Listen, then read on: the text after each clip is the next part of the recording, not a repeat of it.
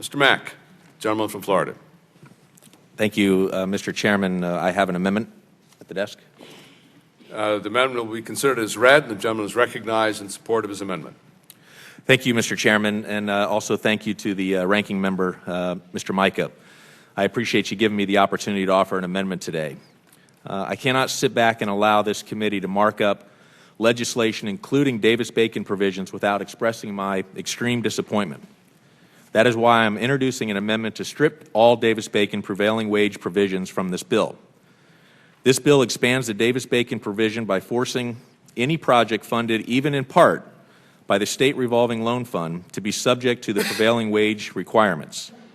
In 1987, the Clean Water Act stated that Davis-Bacon rates would only apply to contracts where direct federal dollars were used.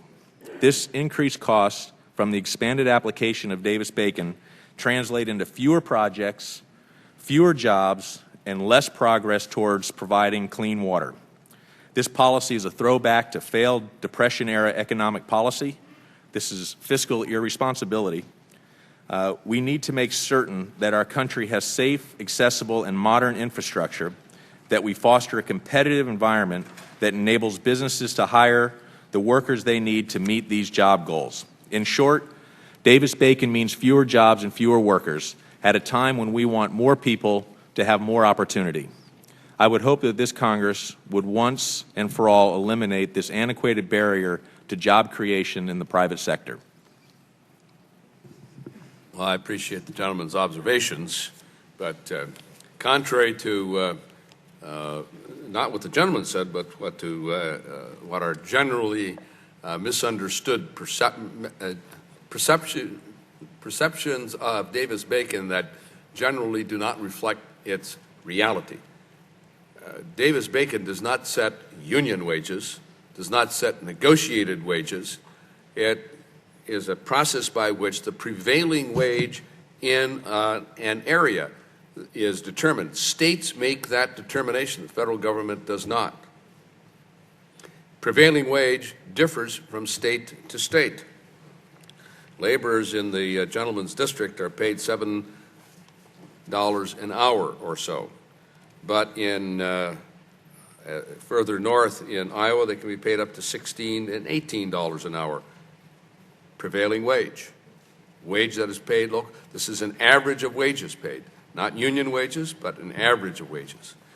And this states' rights provision goes back to 1931. While Herbert Hoover is given a bad rap for the Depression, we have to recognize him for two things. Aviation safety, which he initiated as Secretary of Commerce, and the aviation safety laws that are in place, federal air regulations, and all began with his secretariat.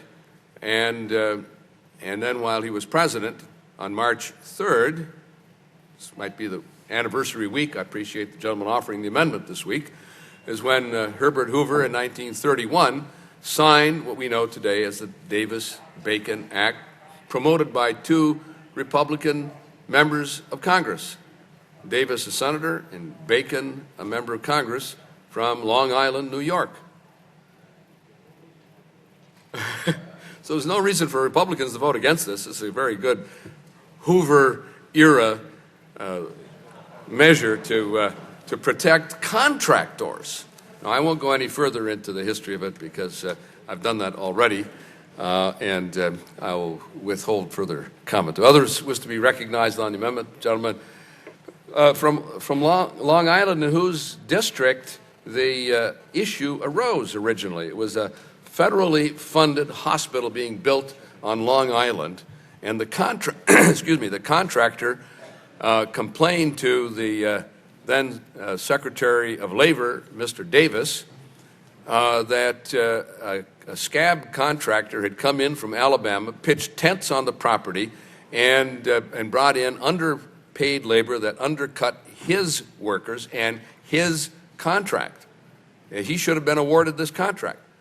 And Secretary of Labor Davis agreed, but he couldn't get anything done during the then administration. So he left Labor, ran for Senate, was elected, and along with the local congressman, a Republican, Mr. Bacon, sponsored the Davis-Bacon Act, and Hoover signed it. Now, Mr. Chairman. yes, I yield to Mr. Micah. If I might, in the interest of time, we do have an agreement for the gentleman to withdraw his amendment at this time. We could get into this debate at this time, but we do have less than 5 minutes for a vote. So rather than everyone, we've had two sides presented.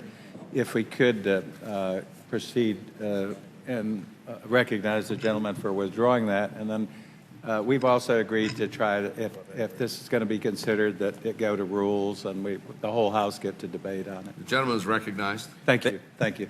Thank you, Mr. Chairman. And I, after talking with the chairman and the ranking member, have agreed to withdraw the amendment with the stipulation that both the chairman and the ranking member will help me move this to the floor, because I do think it's an important debate, and the prevailing wage issue and the Davis-Bacon is an important issue that I think members and the public need to hear the debate on both sides so they can have an informed decision. The gentleman is correct, and that is what this body is about. It's a deliberative body. We ought to deliberate these matters. The gentleman is entirely within his rights to offer the amendment here or on the floor, and I will protect and defend the gentleman's right before the Rules Committee to offer that amendment. And with that, I move to Without objection, the gentleman's amendment is withdrawn.